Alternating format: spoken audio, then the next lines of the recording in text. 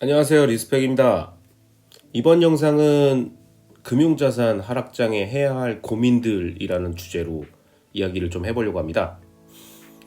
어제 어린이날이어가지고 몸이 많이 피곤했습니다. 그래서 일찍 잤는데 이제 영상을 또 만들어야 되기 때문에 새벽에 일어나서 보니까 금융시장이 아주 난리가 났더라고요.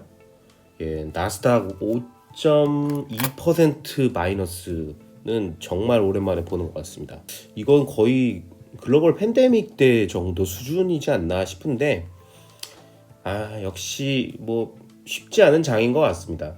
예, 뭐 그런 리스크들에 대해서는 계속 경고 시그널들이 있었고, 나중에 영상으로 다루겠지만 코스톨라니 온께서 말씀하셨던 코스톨라니 달걀 모델에서 이런 리스크에 대한 부분들도 좀 언급 주셨던 부분들이 있거든요. 저도 그것도 알고 있어서 이제 연초부터 준비를 좀 하는 것도 있었는데, 어쨌든 나스닥 그다음에 뭐 비트코인을 포함한 암호화폐 시장들이 굉장히 상태가 안 좋은 것 같습니다. 하지만 중요한 건 저는 잠을 잘 잤다는 겁니다. 잘 자고 새벽에 일어났으나 그 새벽에 일어난 건 자산이 걱정돼서 일어난 게 아니라 유튜브를 만들어야 되기 때문에 일어났다. 저 같은 반응들이 우리가 해야 되는 더 중요한 일인 것 같습니다. 그러면 본격적으로 이야기 한번 들어가 볼게요. 이 글은 제가 22년, 그러니까 올해 2월 3일 날 쓴 겁니다. 근데 지금 다시 이야기해도 전혀 문제가 되지 않는 내용들이에요. 왜냐하면 이런 금융자산 시장의 폭락과 폭등은 그냥 뭐 엄청 많이 일어나요. 그러니까 뭐 이게 어떤 특정 시기에만 일어나는 게 아니라 그냥 반복적으로 발생되는 일이다라고 생각하시면 됩니다. 그렇기 때문에 뭐 이렇게 쿡 하고 이렇게 번개친 다음에 지즈지즈 하고 이렇게 타임머신 타고 막 가고, 과거로 가도 또 이런 폭락장이 있고, 또 쿡 해서 지즈지 하고 미래로 가도 또 폭락장이 있고, 우리가 피할 수 없는 거다라고 생각합니다. 자, 지금 주식 크립토 시장이 모두가 열광하던 대세 상승기 가격으로 다 돌아갔습니다. 그죠? 예전 가격으로 많이 내려갔어요. 그랬는데 내 마음이 식어 있다. 나는 지금 굉장히 기분이 좋지 않다. 그러면 솔직히 인정해야 됩니다. 근데 여기서 인정하라는 거는 그 가지고 계셨던 분들이 인정하라는 것도 있지만, 지금 나 이제 들어가야지. 나 뭐 얼마까지 내려가면 살 거야. 뭐 이렇게 생각하셨던 분들 있잖아요. 근데 진입하려고 고민하셨던 분들. 근데 그런 부분들한테 야, 가격 괜찮게 된 것 같은데 이제 들어가야 되는 거 아니야? 그럼 이런 분들은 이제 이럴 때 또 이렇게 담배 한 대 피면서 꼭 이렇게 얘기하세요. 좀만 더 기다리려고. 뭐 이런 얘기들 꼭 하시거든요. 그러면 이제 우리 솔직히 좀 인정을 하자는 거예요. 뭐냐? 그동안 합리적이고 이성적인 척 했지만 솔직히 가격에 반응했었다라는 거를 인정해야 됩니다. 가지고 계신 분들도 마찬가지예요. 더 올라가면 안 되는데 나 아직 다 못 모았어요. 뭐 아직 한참 남았는데 줍줍할 기회를 줬으면 좋겠어요. 뭐 이렇게 얘기하다가 탁 떨어져요. 그럼 줍줍할 기회인데 줍줍 안 하고, 그죠? 이런, 그때 막 올라가거나 아니면 조정해서 막 올라갈 것 같은 느낌을 줬을 때 우리가 했었던 말들, 그 다음에 내 머릿속을 지배했던 생각이 이렇게 또 크게 한번 탁 떨어져가지고 깜짝 놀라게 해주면, 나이스 타이밍 그래야 되는데, 이거는 아닌 것 같은데 라고 생각하고, 그러니까 결국에 우리의 모든 생각, 줍줍할 타이밍 좀 줬으면 좋겠어요 이거 하고, 이건 아닌 것 같은, 이게 다 그냥 가격에 반응하고 있는 거예요. 내가 뭔가 이성적으로 생각하고 있고 합리적인 판단이고 내가 굉장히 분석을 하고 내린 결정이었다고 생각하지만, 거의 대부분은 이 가격에 반응하고 있다는 걸 우리가 인정을 해야 됩니다. 그리고 가격에서 자유로운 사람은 없다. 저는 잠을 잘 잤습니다. 아니 그냥 잤으니까 잘 잔 거지, 보고 있었으면 잘 못 잤겠죠. 그러니까 가격에 쉽게 자유로울 수는 없어요. 그렇지만 어떠한 마인드를 갖고서 내 자산 포트폴리오가 구성되어 있느냐로 덜 반응하게 할 것이냐 많이 반응하게 할 것이냐의 차이뿐입니다. 어쨌든 이 가격에 반응했다는 사실을 우리가 인정하면 진정한 투자의 다음 단계로 넘어갈 수 있어요. 다음 단계로 넘어가야 됩니다. 일단 모두가 대세 상승기엔 전문가야. 야, 비트코인은 말이야 탈중앙화되어 야 테슬라는 말이야 지금 전 세계로 야 부동산은 말이야 다 각자 자기 분야에서 자기가 투자하고 있는 거 특히 뭐 알트 투자하시는 분들 엄청난 미래 얘기하죠. 뭐 나스닥이나 국내 주식장에서도 굉장히 이렇게 저평가되어 있다면서 매수했던 그런 기술주라던가 아니면은 본인만이 분석적으로 알고 있는 것 같은 그런 어떤 특급 정보에 의해서 매수한 정보들 이런 거 얘기할 때는 그런 주식이 올라갈 때는 와 그냥 그 자산 왜 좋은지 술술 얘기해요. 그리고 대출도 과감하게 야 레버리지야 라고 하면서 딱 멋지게 한번 실행합니다.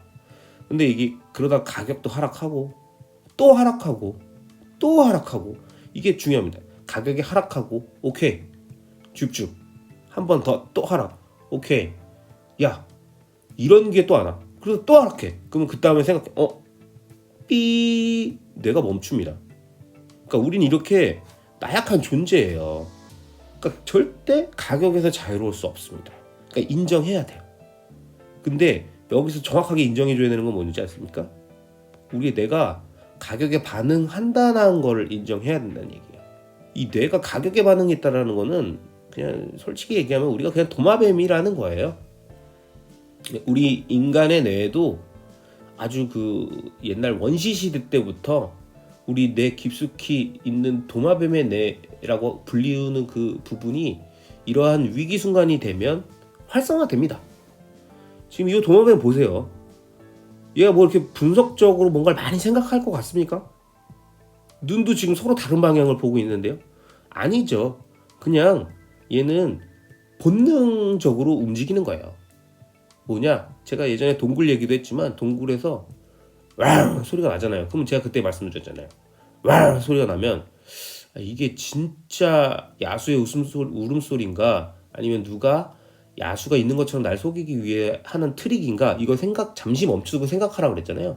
근데 원시 시대에 돌도끼 들고 거기 갔는데 와 소리 나는데 이거는 야수 소리인가 아니면은 와 잡혀 먹겠죠. 그냥 원시 시대에는 우리가 생각하는 것 자체가 이게 사치예요. 뭘 생각을 해? 그냥 와 소리 나면 뛰어서 도망가야죠. 예, 저기서 튀어나오면 그냥 그 순간 죽는데요. 뭐 이건 생존과 관련된 부분이지 않습니까? 진짜 죽을 수 있잖아요.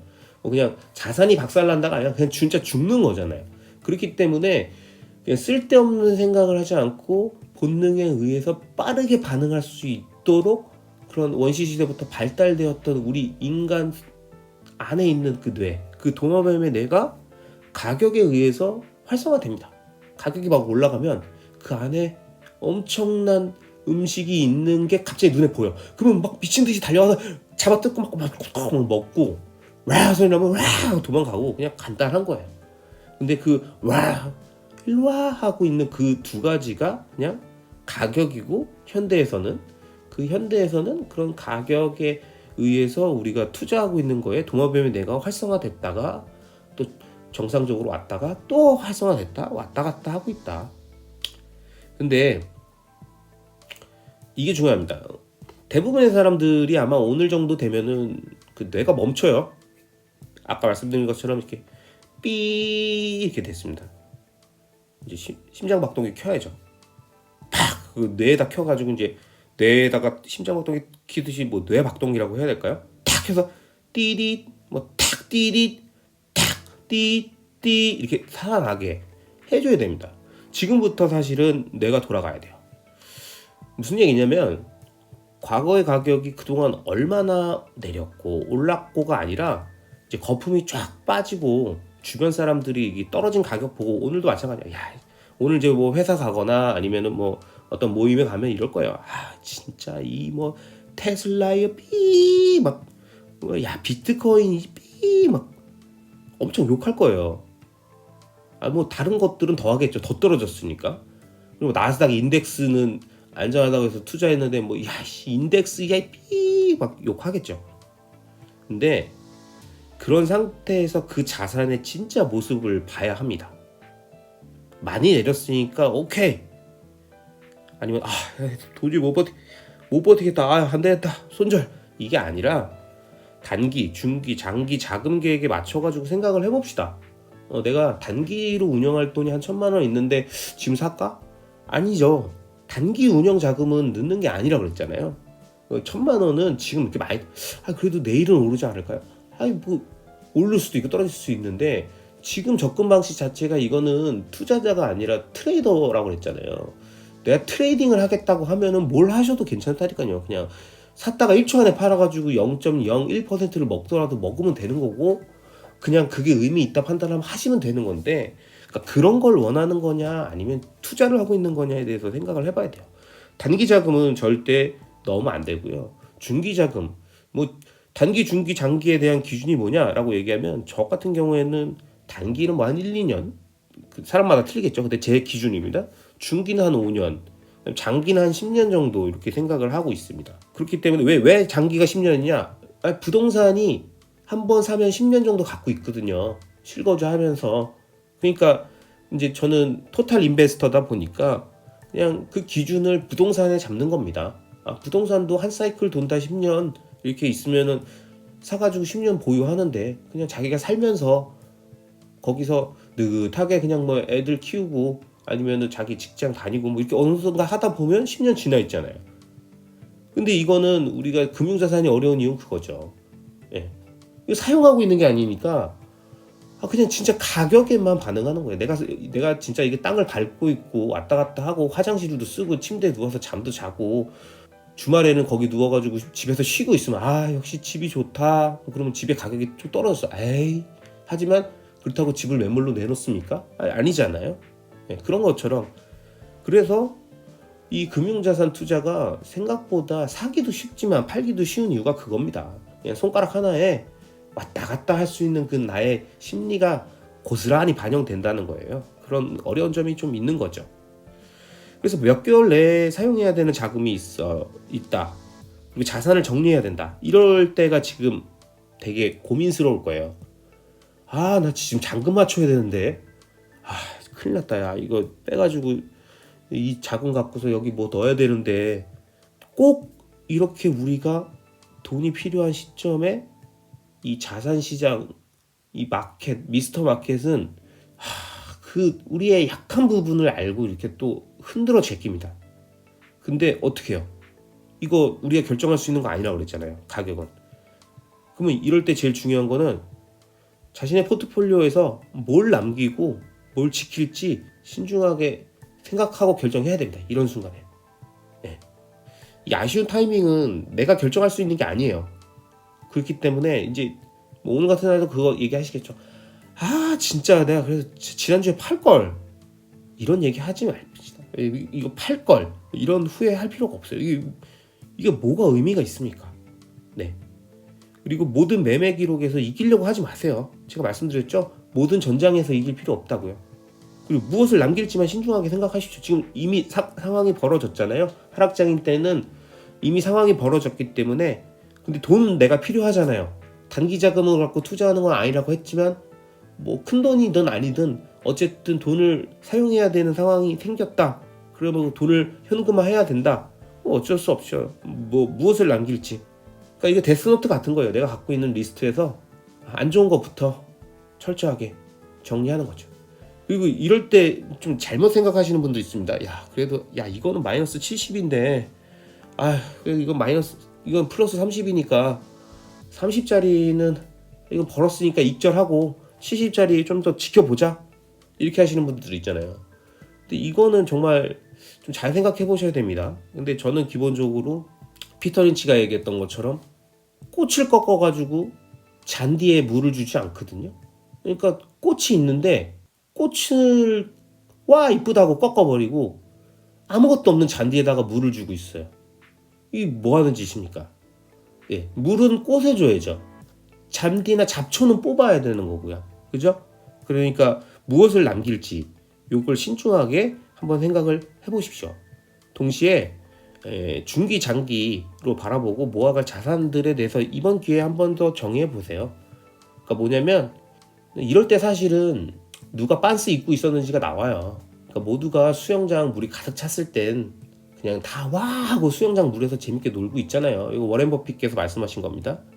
근데 수영장 물이 쭉 빠지면 노팬티로 놀고 있던 사람이 나옵니다. 예. 그냥 와, 그 다 같이 놀고 있는 줄 알았더니 보니까 아니 노팬티네 얘는. 와, 너 뭐 하는 짓이야? 그러면 아니 아무도 안 보길래 모를 거라고 생각했지. 뭐 이런 얘기를 하고 있는 자산이 있어요.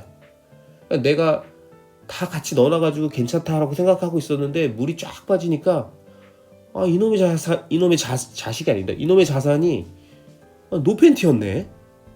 이런 애들은 야 너는 이런 플레이하는 너하고는 내가 함께 할 수 없다. 당신은 우리가 함께 할 수 없습니다. 뭐 이렇게 얘기를 해줘야 돼요.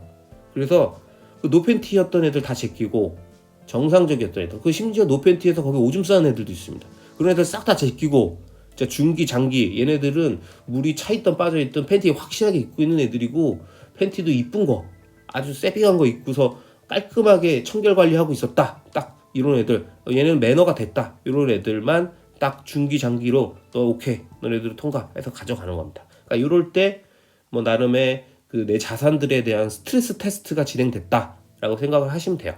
그래서 그 중기 장기로 모아갈 애들만 이런 위기 국면에서 내가 확인했다. 그러면은 그것도 나름 의미가 있습니다. 왜냐면 이렇게 한 번씩 확인을 해줘야지 그 자산에 대한 믿음이 또 생겨요.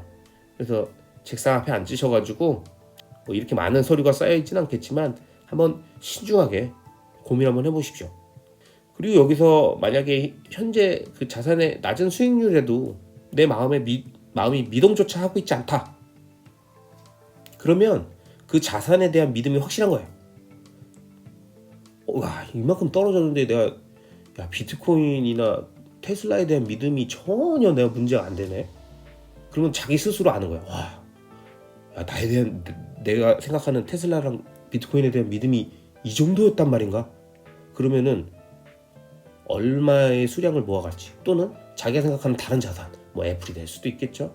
뭐 이더리움이 될 수도 있고 뭐 다른 알트가 될 수도 있겠죠. 그냥 뭐든 본인이 이 상황에서도 미동조차 하고 있지 않다. 그러면은 이제 몇 년간 얼마의 수량을 모아갈지에 대한 계획을 세우고 차분히 실행에 옮기면 됩니다. 진짜 장기 투자자라면 자신의 플랜을 믿으세요. 자기가 세운 그 계획 안에서 문제가 뭐 3개월 뭐 한 달 요 사이에 왔다 갔다 하는 거, 이건 장기 플랜 아니고 진짜 빅픽처 아니잖아요. 자기가 생각하는 그냥 그런 단기 변동에 의해 가지고 내가 나팔기처럼 흔들리듯이 내 포트폴리오가 막 확확 바뀐다면 그거는 정말 장기로 끌고 갈 만한 믿을 만한 자산이 아닐 수 있겠죠. 예. 그렇기 때문에 그런 믿음이 있는 자산이라면 이럴 때 재점검 한번 해보시고요. 크립토 잘 나갈 때는 원래 주식 투자하는 애들 한심해 보입니다. 부동산 투자하는 사람도 좀 미련해 보이죠. 그러고서 뭐 그거 수익률 그거 갖고 기분 좋아? 뭐 그건 아니까 그래도 뭐 좀 돈 번 거 같아? 뭐 이렇게 생각하죠. 막 놀리죠. 크립토 하는 사람들이. 근데 또 크립토 흔들리면, 그리고 뭐 지금같이 나스닥 미국 주식이 짱이야 뭐 이렇게 얘기하다가 크게 흔들리면 투자자조차 자신의 과욕에 대해서 문제 삼으면서 이제 고해성사합니다. 반성해요. 제가 잘못했습니다. 뭐 제발 살려. 뭐 이렇게 이러지 마시고 재점검을 하는 시기로 가져가야 됩니다. 저는 이제 종합 투자자이기 때문에 뭐 토탈 인베스터, 그래서 자산간 비율 정하고서 투자를 합니다. 그러니까 리밸런싱 같은 거 하고 포트폴리오 재점검 할 때 어떻게 하세요? 라고 누군가 물어보면 저는 비율로 조정합니다. 이렇게 설명드려요. 무슨 얘기냐면 제 마음속에 이야기를 좀 잘 들어본다. 내가 이렇게 관심이 있고 이 정도의 믿음이 있는데도 내 포트폴리오의 비율이 이거밖에 안 된다면 이거는 좀 문제가 있는데, 뭐 이런 식으로 생각을 합니다. 예. 그래서 리밸런싱을 하는 편이에요. 그게 사실 이게 맞아요. 뭐 이거를 뭐 모르겠습니다. 다른 분들은 뭐 그 퀀트로 봐서 뭐 이렇게 접근해 들어가실 수도 있고 되게 분석적으로 하실 수도 있지만, 그냥 저는 이 자산들을 10년간 보유할 거기 때문에 최소 뭐 비트코인 같은 경우에는 10년 이상이 되겠죠. 뭐 테슬라도 10년 이상이라고 보고는 있습니다만, 예, 아무래도 주식이라는 거는 이제 일론 머스크의 존재 유무도 테슬라 투자자들에게 굉장히 중요한 부분이고, 그다음에 기업의 펀더멘탈이라는 것은 이제 흔들릴 수 있는 요소가 있기 때문에 이제 비트코인 같은 경우에는 좀 다르죠. 네트워크고 이제 이러한 새로운 신기술이면서 문명사적인 변화기 때문에 이런 변화들이 일어나는 것들은 이제 조금 더 롱텀이겠죠. 예, 큰 변화가 일어나더라도 뭐 작년까지는 피앗 머니가 뭐 트렌드였는데 올해부터는 비트코인이 트렌드고 내년에는 뭐 또 다른 게 트렌드고 이런 게 아니지 않습니까? 예. 트렌드나 아니면 뭐 그냥 특정 산업의 발달 뭐 요 정도의 수준이 아니니까 이제 그런 흐름들에 맞춰 가지고 보면 이제 기간들이 좀 나오겠죠. 재작년에 제가 정했던 부동산과 금융자산 비율이 5대1이었어요. 근데 이 글을 썼던 2월 달에는 4대1 정도까지 변했었습니다. 예. 그러니까 뭐 크립토 자산이랑 미국 주식이 그 당시에는 많이 올랐었다라는 거겠죠. 예. 근데 뭐 지금은 좀 많이 변하게 됐습니다. 일단 제가 리밸런싱을 하는 과정에서 주식담보대출들을 많이 갚았고요. 예. 그 다음에 부동산의 가격들이 많이 올랐어요. 그래서 지금 비율이 9대1입니다. 9대1. 예. 그래서 저는 심각하게 고민하고 있습니다. 내가 생각하는 금융자산의 비율이 9대1에 1이 맞나? 그건 아니거든요. 저는 적어도 한 5대1 정도는 돼야 된다고 지금 현재 시점에 생각을 하는데, 이제 부동산이 오르고 금융자산이 떨어지니까 이제 이렇게 비율이 좀 변했어요. 그래서 이 비율에 대한 리밸런싱을 되게 진지하게 고민을 하고 있습니다. 그리고 그 당시에 이제 금융자산에서 주식과 크립토의 비율이 6대4였다가 7대3으로 변했는데, 요거는 제가 올해 3월에 다시 5대5로 바꿨습니다. 네, 그래서 비트코인과 테슬라가 5대5의 비율이 있고 나머지 알트 짜잘짜잘한 것들이 좀 포함되어 있는데, 이제 그 알트들에 대해서는 뭐 제가 계속 좀 일부 가져갈 것도 있고, 이더리움 같은 경우에는 좀 지속적으로 팔아서 현금화해야 되는, 현금이 필요한 상황들이 있어서 팔 예정입니다. 어쨌든 계속 그런 짜잘짜잘 리밸런싱은 좀 진행되겠죠. 근데 이런 것들은 대부분은 사실 내 노력 여부하고 상관없어요. 제가 열심히 한다고 되고 안 되고가 아니라 그냥 시장이 만들어주는 변화죠. 부동산 가격 올라가는 거를 내가 열심히 한다고 부동산 가격이 올라갑니까? 뭐 우리 일이 아니잖아요. 이거는 업무 성과 내듯이 그렇게 할 수 있는 게 아니지 않습니까? 내가 열심히 안 해가지고 지금 주식이 떨어지고 있는 거 아니잖아요. 그냥 이게 시장이 만들어주는 변화라는 거를 생각하면 돼요. 그러니까 우리가 뭐 거기에 대해서 반성할 것도 없어요. 그냥 내가 노력할 부분은 현재 비율에 만족하는가? 지금 현재 부동자산과 금융자산의 비율이 맞나? 그다음에 금융자산 안에서의 비율이 이게 맞나? 이런 부분들만 생각하고 판단하면 됩니다. 요 당시에는 제가 테슬라에 대해서 70% 만족하고 있다. 금융자산 비율이 70%가 테슬라면 괜찮네라고 했는데, 그 사이에 좀 제 생각이 바뀌었죠. 이제 3월 달에 두 자산이 같이 쭉 내려간 상황에서 비트코인이 거의 저점 부근이었기 때문에 저는 이제 테슬라를 좀 옮겨서 비트코인의 비율을 맞춰주는 것이 맞겠다라고 생각을 해서 제 마음속에 반반 두 자산을 모두 사랑하고 있기 때문에 50%씩 맞춰놨었습니다. 그래서 저는 점차 금융자산과 크립토 비율을 올려갈 생각이긴 한데, 그 자산 간 자금 이동을 좀 적립식처럼 천천히 옮겨가는 걸 좀 좋아합니다.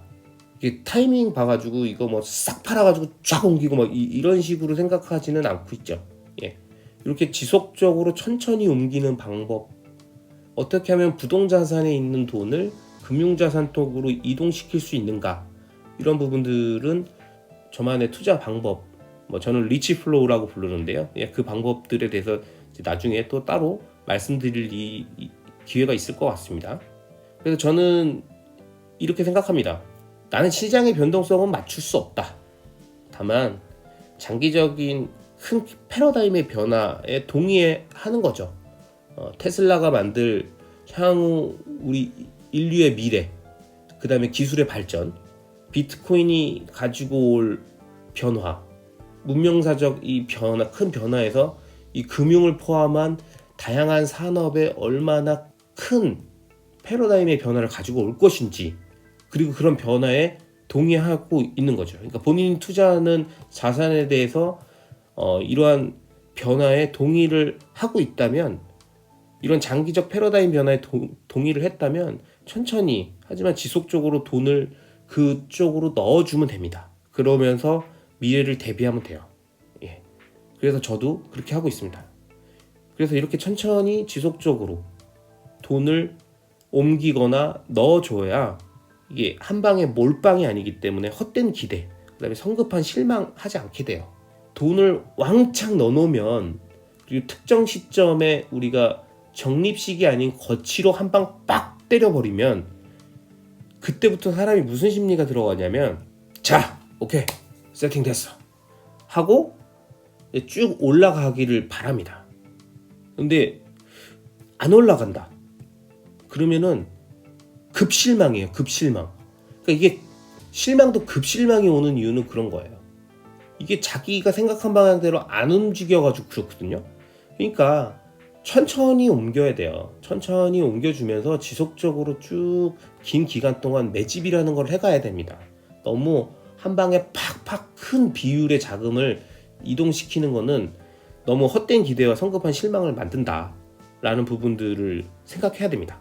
그래서 장기 투자자에게 가장 필요한 덕목은 공격적 포지셔닝도, 강력한 추진력도, 맹목적인 믿음도 아니에요. 그냥 리스크를 시간에 녹여내는 지구력입니다.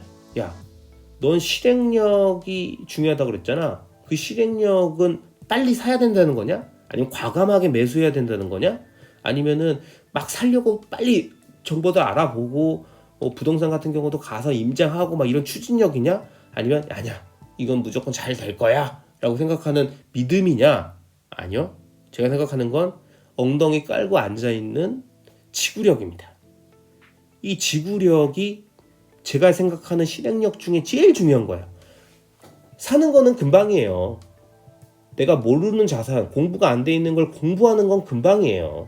쭉 알아가는 시간 중요합니다. 근데 그 자산에 대해서 공부를 끝낸 다음부터 매수를 하고, 매수한 이후부터 보유하고 있는 그 기간 동안 그 엉덩이 깔고 앉아있는 그 기간이 진짜 그게 실행력이에요. 요 실행력이 떨어지는 사람들이 중간중간 다 팔아버리는 거고 뇌동매매 하는 거거든요.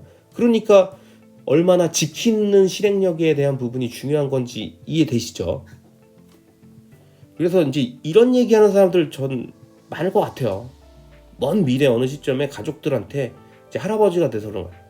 얘들아, 내가 비트코인 몇 개를 갖고 있었단다. 뭐 테슬라 몇 개가 몇 주가 있어서, 야, 내가 서울에 아파트 몇 채를 갖고 있었어. 이런 얘기 하지 마세요. 이런 거 무용담으로 옛날에 말이야, 야 과거에 말이야, 야 내가 잘 나갈 때 말이야, 이런 얘기 뭐 합니까? 비트코인 하나에 막 뭐 10억 뭐 100억 뭐 이런다. 그런데 그때 난 하나도 없다. 근데 야, 할아버지가 말이야, 뭐 이런 얘기 하면 뭐 합니까? 무슨 아무 의미가 없잖아요. 이런 후회할 만한 짓을 하지 말아야 되니까 앞서 설명드린 것처럼 지속력이 중요하다고 제가 설명드린 거죠.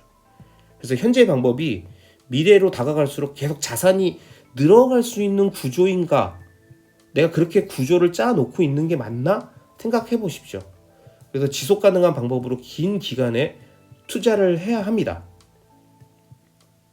마지막으로, 시간과 결합된 돈은 결코 배신하지 않습니다. 시간과 결합된 돈, 그냥 돈은 나타났다 사라졌다 늘었다 줄었다 할 수 있어요. 근데 시간이랑 결합된 돈은 결코 배신하지 않습니다. 그 시간만큼 나에게 돈으로 보상을 해줍니다. 물론 좋은 자산을 돈을 갖고 바꿔서 시간과 결합했다라는 얘기죠. 그냥 일반적으로 현금을 시간이랑 결합했어, 나는 저축이야, 시간과 현금을 시간이랑 결합했어, 근데 왜 돈이 안 늘지, 이런 얘기는 아니죠. 저는 이제 투자에 대한 관점이니까 좋은 자산을 발견하고 그 자산에 돈을 넣어서 그 좋은 자산이 시간과 결합되어 있다면 결코 배신하지 않는다는 얘기입니다. 지금 내 밑에 이렇게 쪼록해 내려오고 있는 이 수익이 굉장히 적어 보여도 이게 결국에는 다 흘러서 이 밑으로 내려오지 않겠습니까? 지금 이렇게 계속 내려오고 있는 그 단계에 작은 것들에 너무 조바심 느끼지 마시고 길게 가져가십시오. 얼마 전 빌리조님 영상에서 그런 얘기 나왔었죠. 라면 끓이는데 라면물 끓는 거 처음부터 지켜보고 있으면은 그렇게 답답할 수가 없다고. 저 그 비유 아주 마음에 들었거든요. 맞아요. 그 라면 물 끓는 걸 왜 보고 있습니까? 그때는 그냥 딴 거 하고 있다가 휴대폰 보다가 막 끓는 소리 나면 그때 가가지고 라면 집어넣는 거죠. 그런 것처럼 시간을 기다려야 할 때는 기다리는 겁니다. 그리고 그 시간이 결코 배신하지 않을 거라는 믿음, 이 부분은 우리가 좋은 자산을 보는 안목이 있었다라는 전제로 갈 수 있는 거기 때문에 우리 자산에 대한 믿음, 그리고 그것이 시간과 결합되어 있다. 그러면 이러한 하락장도 어려움 없이 충분히 잘 극복하고 더 좋은 상황으로 만들어질 수 있고, 그 기간 동안에 내가 꾸준하게 깔고 앉아서 눌러놨던 그 지속력, 지구력도 결국에는 큰 보상으로 돌아올 것이라는 말씀 드리면서 이번 영상 마치겠습니다. 영상이 마음에 드셨다면 구독과 좋아요, 알람 설정 부탁드릴게요. 감사합니다.